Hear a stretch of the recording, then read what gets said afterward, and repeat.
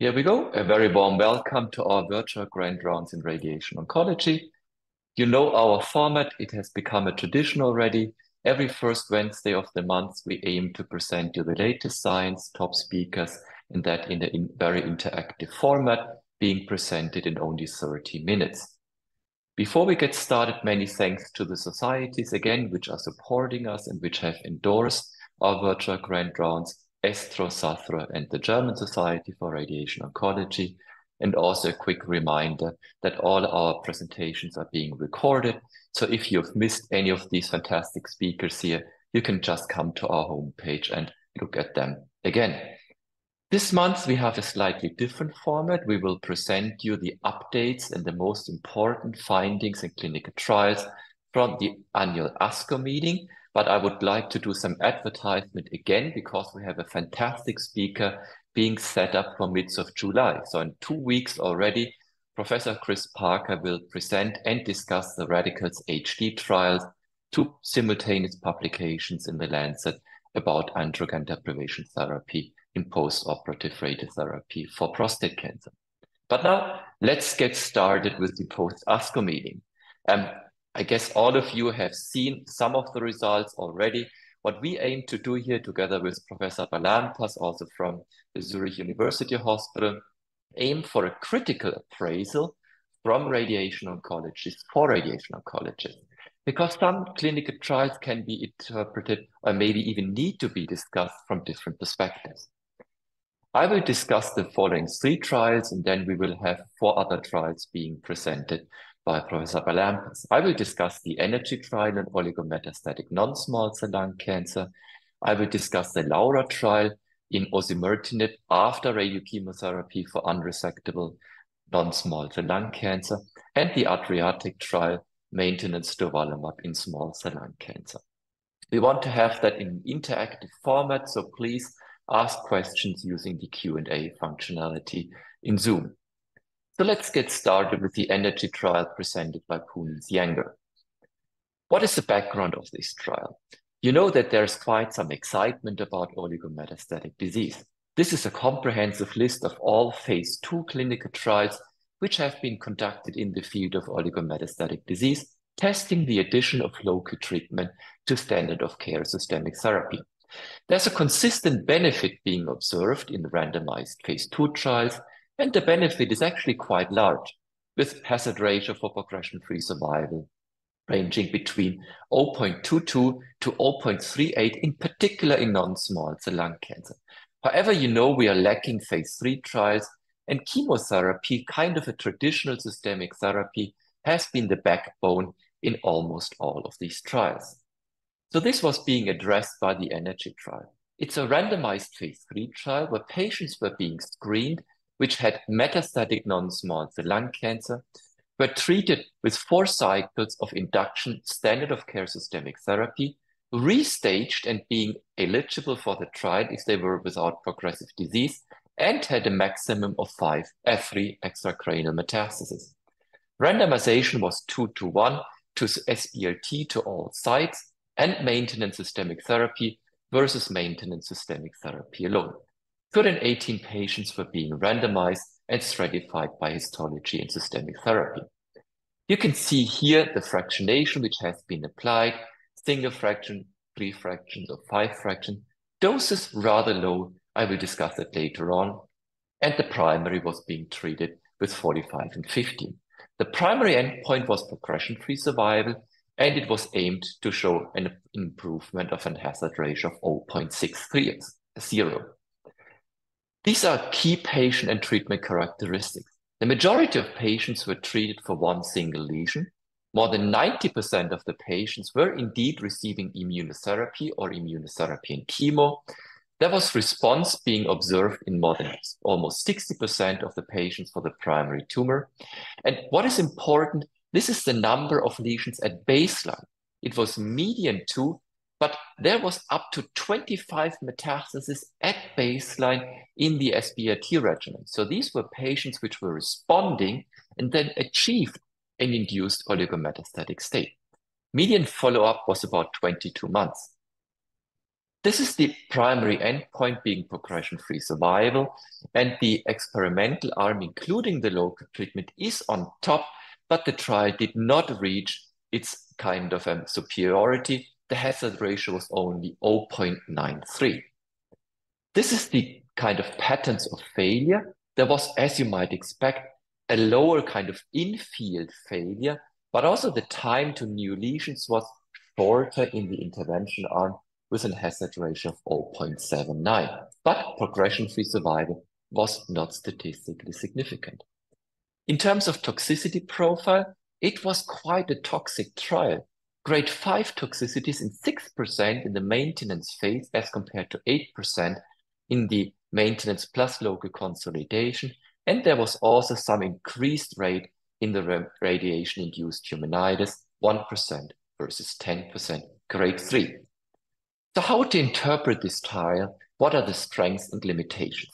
Strength, obviously, is the randomized phase 3 trial. Modern systemic therapy was applied in the majority of patients, and we have been able to collect important information about the toxicity profile, combining IO, chemo IO, and local consolidative radiotherapy. Limitations are also quite relevant.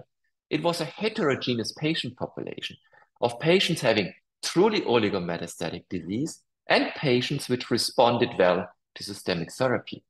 And there was no stratification with respect to this oligometastatic state.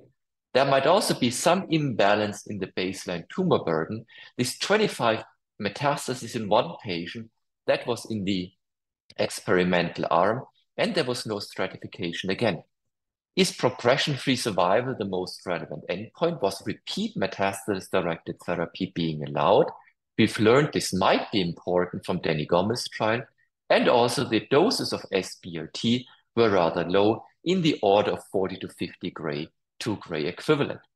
So I would conclude that based on these limitations, the ENERGY trial should not change clinical guidelines of multimodality treatment of oligometastatic non-small cell lung cancer patients. However, patient selection and radiotherapy planning need to minimize pulmonary toxicity. There we might need to be more cautious. The second trial was the LAURA trial. What is the backbone of this trial, which tested osimertinib after definitive chemoradiotherapy in patients with unresectable stage 3 EGFR positive non-small cell lung cancer? The background is obvious. We have learned that the benefit of durvalumab might be small in patients having an EGFR mutation in the Pacific regimen, and simultaneously adjuvant osimertinib has become a standard of care based on the results of the ADAURAS trial in patients with resected EGFR mutated non-small cell lung cancer. So it's an immediate question. What is the benefit of targeting EGFR after radiochemotherapy in unresectable stage 3 disease? The trial looks very similar to the Pacific regimen. So it included patients having locally advanced unresectable stage 3 non-small cell lung cancer, which did not progress after definitive concurrent or sequential radiochemotherapy. Patients had good performance status, were responding or had EGFR mutation, and it was given within a maximum of 6 weeks. Patients were randomized in a 2-to-1 fashion to osimertinib once daily to placebo. And keep in mind, as compared to the ADAURA trial, osimertinib was prescribed until treatment or until disease progression. So if patients were responding and tolerating well, it was infinited. The primary endpoint was progression-free survival. And response assessment and staging was based on CT and MR imaging, no PET imaging. Primary endpoint was an improvement of the progression-free survival with a hazard ratio of 0.53. This is immediately jumping to the primary endpoint, progression-free survival. And I guess we can all say we have hardly ever seen curves which are separating that strongly with a hazard ratio of 0.16 and with the benefit of the experimental arm osimertinib. The median progression-free survival very strong, 39 months, but quite disappointing 5.6 months in the placebo arm. And placebo means these patients have been treated with a curative intent radiochemotherapy. And I will discuss it later on. Here you can see the subgroup analysis on the right side, and we are not surprised that there seems to be no subgroup of patients which does not have a relevant, one can even say tremendous benefit of maintenance osimertinib. There was no overall survival benefit observed yet. This is the patterns of disease progression, and this is something we have learned. Osimertinib is being effective extracranial, but in particular also intracranial, with a substantial reduction in the risk for patients developing brain metastasis. So we have confirmed efficacy extracranially and cranially. What is the toxicity profile?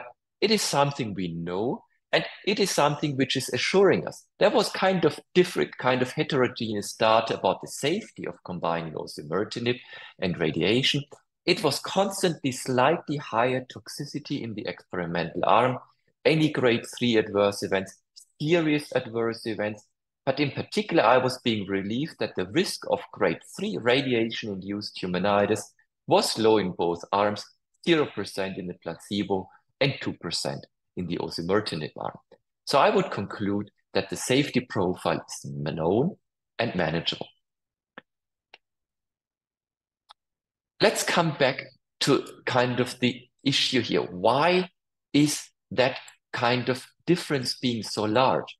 What I did here is something which you should actually not do, is I put on top of each other the LAURA osimertinib arm, the LAURA placebo arm, and these are the patients from the Pacific trial which had been an EGFR mutation and were just being exposed to either radiochemotherapy or durvalumab. And you can see that they are both in between the two arms in the LAURA. And we don't know very well why that is being the case. PET staging was not being done in both trials, but maybe EGFR patients do have a higher risk of metastatic disease. And so this patient population here might be stage 3 on conventional imaging, but there might be a higher background risk of occult stage 4 disease. And then it's quite obvious that radiochemotherapy alone might do a poor job in these patients. So it reminds us again that optimal staging and patient selection is key. But again, this difference here, even in this comparison here, would be very strong. So I would kind of conclude here the strengths is that the majority of patients have been indeed treated with concurrent radiochemotherapy. The benefit is huge. The risk and safety profile was favorable with a very low risk of radiation-induced pneumonitis. And also importantly, 81% of the patients in the standard of care arm were having osimertinib and were kind of having a crossover. Limitations, heterogeneous patient, that is wrong, lack of FDG PET staging, the financial toxicity of long-term, lifelong osimertinib, and obviously that no overall survival benefit has been observed yet. So I would conclude that despite that there is no overall survival benefit yet, and despite the uncertainty about the poorly performing control arm, the large benefit, and in particular also the prevention of brain metastasis, will change practice and make maintenance osimertinib a standard of care for these patients. The last trial, the Adriatic trial, durvalumab as consolidations in patients having limited stage small cell lung cancer. What is the background? In small cell lung cancer, we've not seen tremendous progress in the last years. Maybe there is some benefit of dose escalation based on the Norwegian trial. In advanced stage disease, there is a benefit of PD-L1 targeting immunotherapy, but the hazard ratio is not as large as in non-small cell pool in this meta-analysis 0.71 for overall survival in advanced stage extensive disease.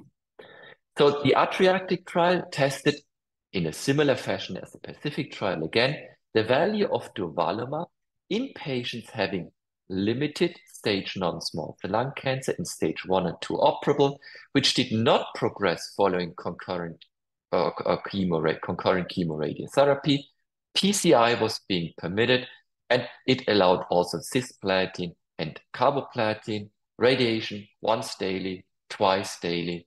And there was also one arm where durvalumab and tremelimumab was being given, but this was not being reported. You can see here the kind of most important patient and disease characteristics. 530 patients were randomized, 60% treated with cisplatin etoposide, 70% treated with once daily radiation, 50% received PCI, and 99% received durvalumab. Primary endpoint overall survival. This is the probability of overall survival after median follow-up of 37 months. And this is encouraging, the first benefit we've seen in a long time for limited stage non-small cell lung cancer in a large randomized phase 3 trial, with an improvement of median survival from 33 months to 55 months. On the right side, you can see the subgroup analysis, which is positive for all subgroups, maybe not as large or smaller in patients having a tier of performance status of 1. In terms of the safety profile, I mean, it is something we know, durvalumab after thoracic targeting chemoradiation. It is very similar to the Pacific experiences, slightly improved toxicity overall, but manageable, in particular, again, radiation-induced pneumonitis. So I would like to come to my conclusions. The strengths is an overall benefit, survival benefit has been demonstrated by durvalumab, and the benefit is of similar order of magnitude as an extensive stage. It's consistent in almost all subgroups, in a favorable toxicity profile, and also consistent results between overall survival and progression-free survival. The limitations, we don't know. It has been 2 years of durva in Adriatic as compared to 1 year in Pacific. There's a potentially smaller benefit in the performance status 1 patient cohort, and IO was only used in 24% in the patients in the salvage setting. So still, I would conclude it will become a new standard of care. With that, I would like to encourage everyone to use the chat question answer functionality to ask questions. Hand over to Panos for the next 4 trials, and I'm already recognizing we will slightly run over time, so apologies for an additional 5 or 10 minutes of your time. Panos, please.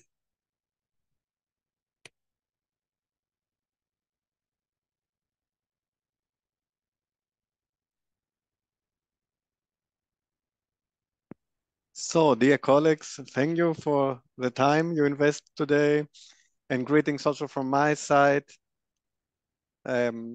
Let's start with a bit more colorful menu of different diseases. So we will start with head and neck cancer, then going on to esophageal carcinoma, adenocarcinoma, pancreatic adenocarcinoma, and conclude with sarcomas. So one of the most important trials in the last years in the oropharyngeal cancer was the comparison of intensity modulated proton treatment versus IMRT in lead of the MD Anderson Cancer Center. You know, every one of you, the obvious dosimetric benefits of protons in planning studies, in omitting low dose bath, and of course, you can spare with it low and intermediate dose volumes, but we didn't have any phase 3 trials so far with a direct comparison to standard IMRT. And we don't know if this dosimetric differences observed in planning studies are also of clinical importance. Last but not least, the authors also concluded that they have to do this study because there were some concerns regarding the robustness of IMPT plans in these air-filled cavities. Here you see the simple randomization of 440 patients, 1-to-1, standard chemoradiotherapy up to 70 gray, with standard follow-up, of course, salvage surgery if needed, cisplatin-based, advanced tumors, very good balanced groups of stage 4A mostly, and also stratified, of course, for HPV status. The interesting part is that it was a non-inferiority trial. And these are the results, as you see here, in the progression-free survival, and the same was true for overall survival for both intention to treat and per protocol analysis. There was no difference between protons and the photons, which we expected in terms of oncological control. But you see, there was a difference indeed in toxicity, most pronounced around the end of the treatment in week 6 and 7 and the first 3 to 6 months. So you see at the end of the follow-up, these curves go back together. The same was true if you look more specifically at the weight of the patients, the ones who could keep their weight were much more in the proton group, and these curves above is the PEG dependency. Both of this were secondary endpoints, because the primary endpoint, as you have been told, was the non-inferiority. This is the first randomized trial in this setting, very important. The groups were well balanced, advanced tumors. The primary endpoint is positive, so it's a positive trial which shows that protons can be used in this indication without any concerns. The secondary endpoints were in favor of the experimental arm, but this does not allow the proof for IMPT for proton superiority. First of all, it was not the purpose of the study. Secondly, it is questionable if these toxicity endpoints are of high clinical relevance, because as you have seen after some months, there is no difference anymore. Thirdly, this 42 gastrostomy dependency is not realistic in our patients. Keep in mind, there were a lot of stage 2 and 3 patients, and at least our experience is that the PEG necessity amounts about 25% in our cohorts. So to conclude, IMPT protons is a valid, good option in oropharyngeal carcinoma with excellent results. Long-term data are awaited. We don't have them yet, and there are two ongoing trials. Last but not least, the UK Torpedo trial with more robust endpoints, which might solve the question if there is benefit in the one or other modality. Then let's proceed with the most discussed trial in this ASCO, the ESOPEC trial about perioperative chemotherapy, float regime, versus our classical neoadjuvant chemoradiotherapy according to CROSS for resectable esophageal adenocarcinoma. This was a multicentric trial in Germany. What do we know? Of course, everyone uses the CROSS concept, where we apply to both squamous cell carcinoma and adenocarcinoma at the moment, which shows a high benefit for R0 resections and complete remissions compared to surgery alone. And the last year, it was published also the NEO-IGS trial in Lancet Gastroenterology Hepatology, only with adenocarcinoma, like the present ESOPEC trial, which shows more or less an equality of the concepts, chemoradiotherapy versus magic chemotherapy, perioperative, with only differences in favor of chemoradiotherapy regarding R0 resection and complete remission. So it's a clear benefit of CROSS. It is until now the standard, but we didn't have any phase 3 trials comparing CROSS with a modern chemotherapy regime. There are data that float is the standard perioperative chemotherapy if you don't apply radiation. And there was no selection yet based on histology. We know from the CROSS trials, if you have a look at the subgroups, the adenocarcinoma is a bit disappointing. So the trial was pretty similar. 438 patients in 21 centers were randomized and stratified according to end stage and trial site to receive either a standard CROSS about 5 weeks with paclitaxel and carboplatinum versus preoperative float with 5-FU leucovorin, oxaliplatin, docetaxel, and postoperative float after surgery. So a real perioperative setting, implementing both neoadjuvant and adjuvant chemotherapy. And in both cases, there were 4 to 6 weeks between surgery and chemotherapy. The primary endpoint was overall survival. As you see here, there is a statistical significant benefit for the float regime, so for the chemotherapy without radiation. And this was the same more or less for PFS, for per protocol analysis, for intention to treat analysis. Here I choose a per protocol analysis to be more clear.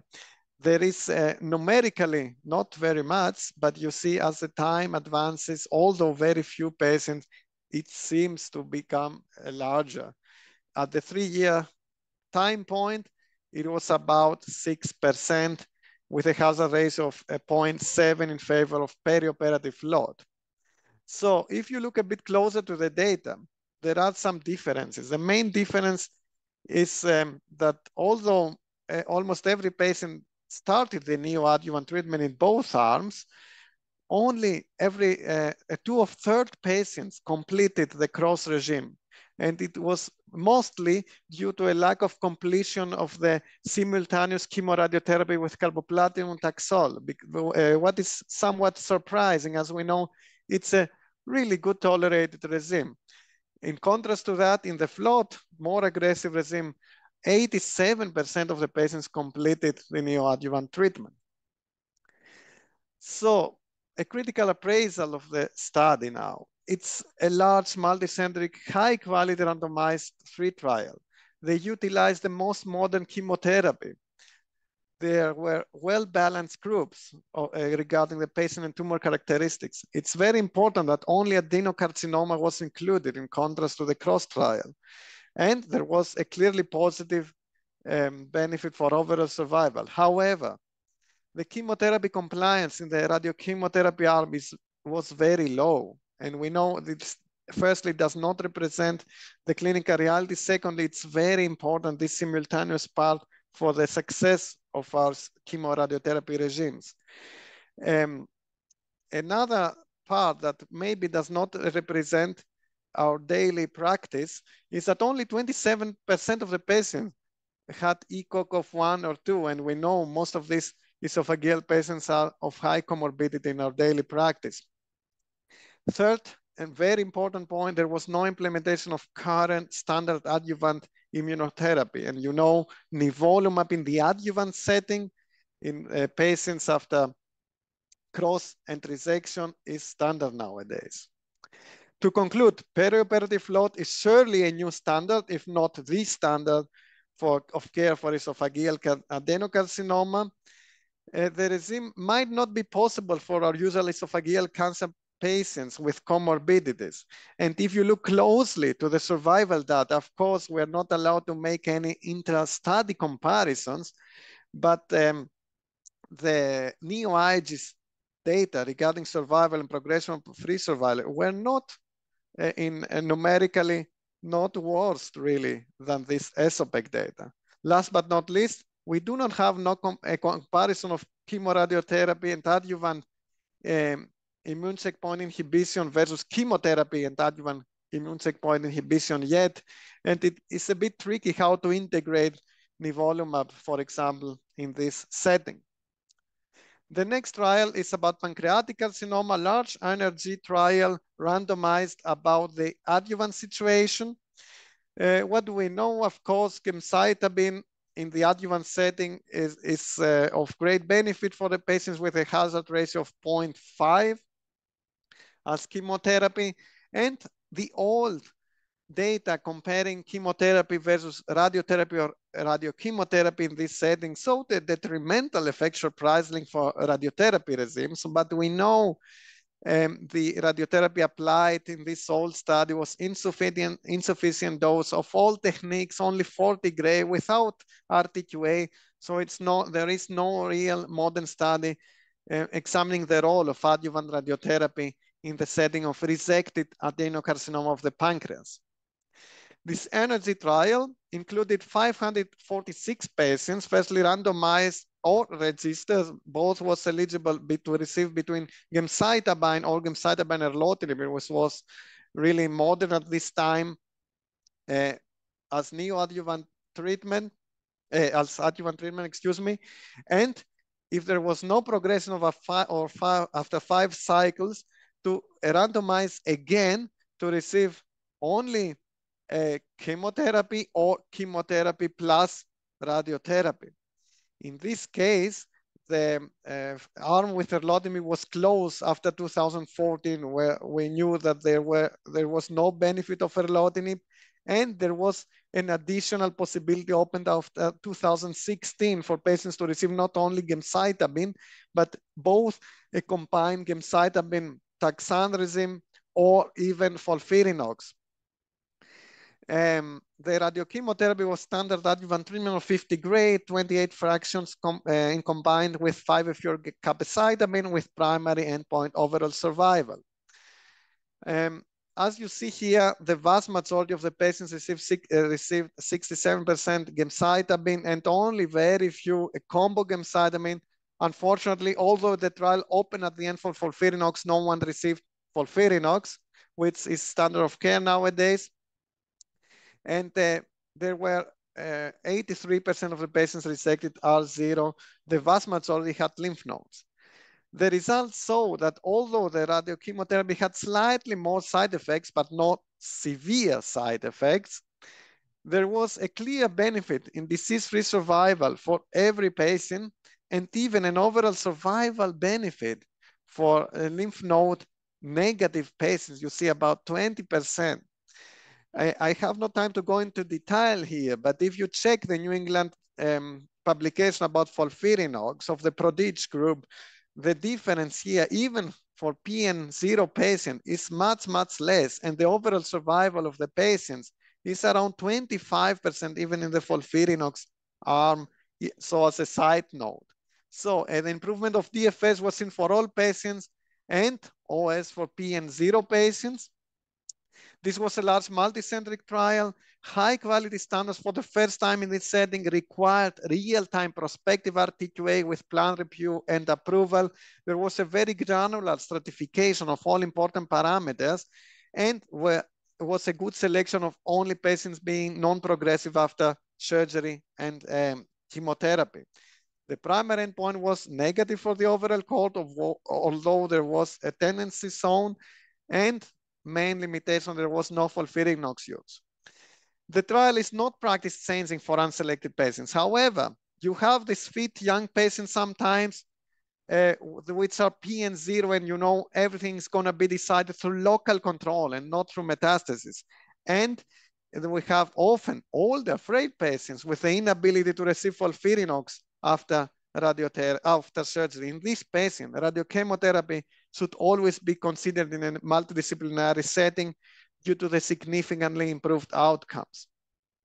Last but not least, important Canadian study about pembrolizumab in soft tissue sarcoma. We know standard of care in soft tissue sarcomas is a neoadjuvant radiotherapy of 50 gray, which is better tolerated with at least similar results to adjuvant treatment, and a recent basket trial of all sarcomas, including all histologies of soft tissue sarcomas and bony sarcomas. So two specific histologies, namely undifferentiated pleomorphic sarcoma and liposarcoma, that saw the clear benefit in the palliative situation for pembrolizumab, for PD-1 inhibition. These were the only sarcomas that saw that. But we don't know what the combination in the curative setting can bring. We do not have larger trials about anti-PD-1 activity in this setting.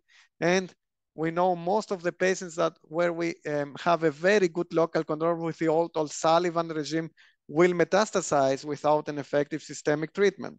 So the colleagues in Canada designed this study, which included only grade 2 and 3, undifferentiated pleomorphic sarcoma and liposarcoma, and of course over 5 centimeters, 144 patients in 20 centers, and with a stratification between grade 2 and 3 to receive standard neoadjuvant radiotherapy of 50 gray versus the same with 3 cycles of simultaneous pembrolizumab, Q3 weekly, and after standard surgery and 4 to 6 weeks, continue with up to 14 cycles, 1 year of pembrolizumab adjuvantly.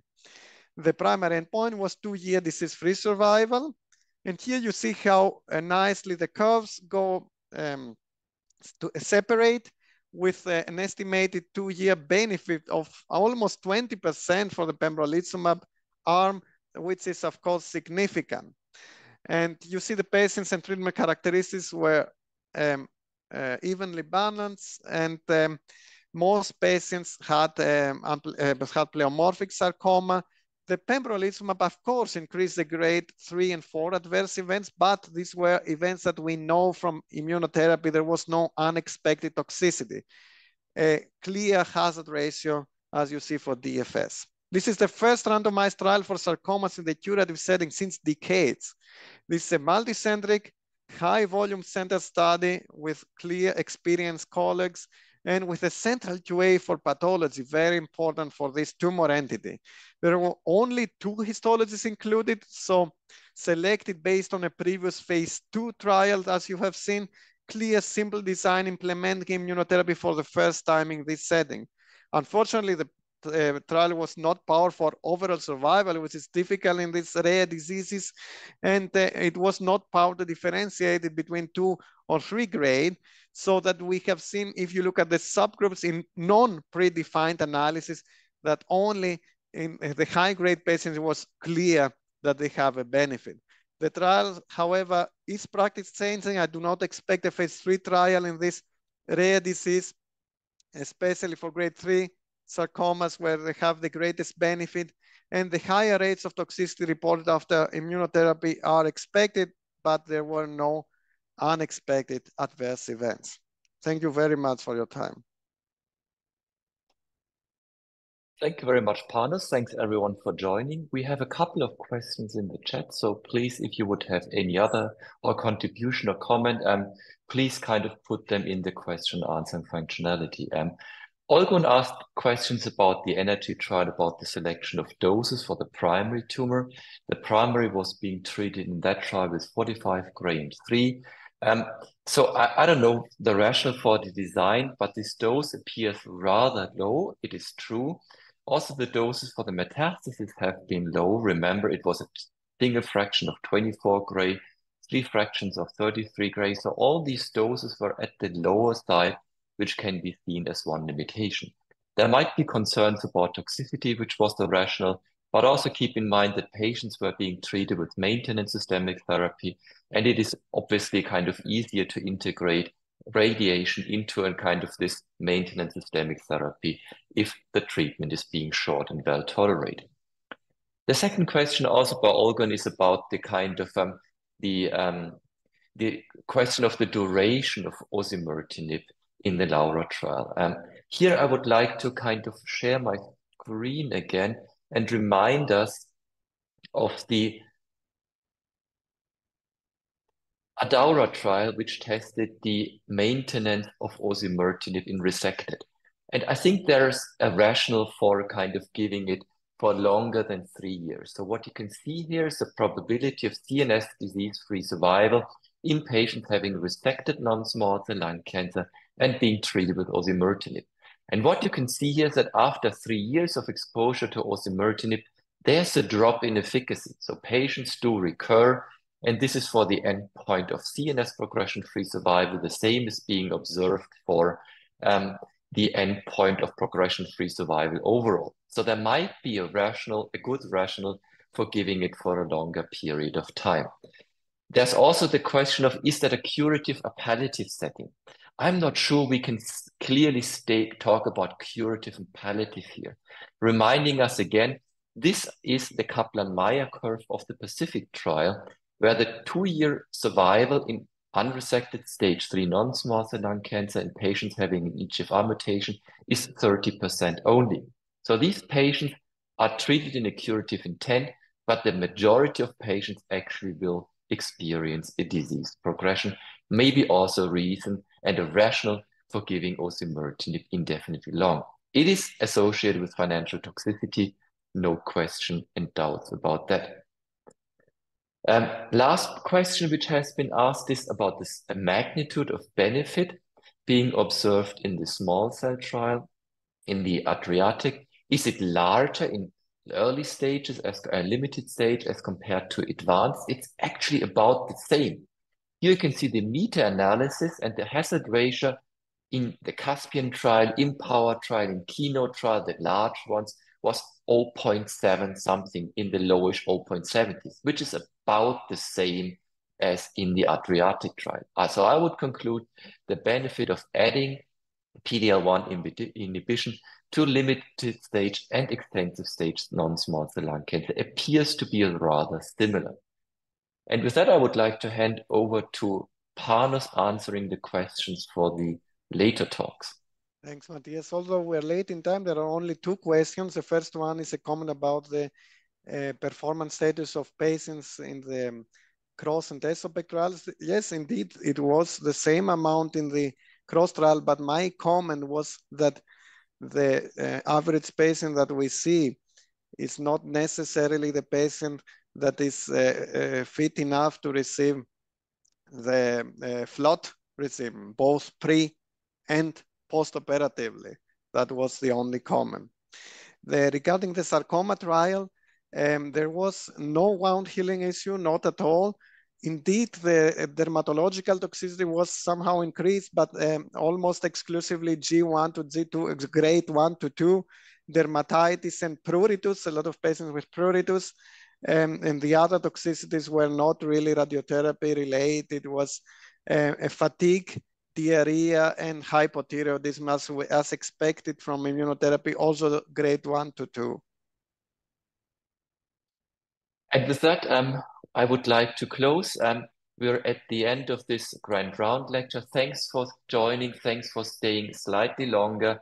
Usually we end up in time, but it was kind of challenging discussing 7 trials in 30 minutes. So thanks for joining. And I would like to remind you yet again on our next virtual grand rounds in radiation oncology, Chris Parker presenting the Radicals HT trials. With that, I wish you a good evening and everyone enjoying the European Championships and this hopefully summer times if we can speak about that rainy weather. Thanks a lot and have a good evening. Thank you, everybody. Have a nice evening.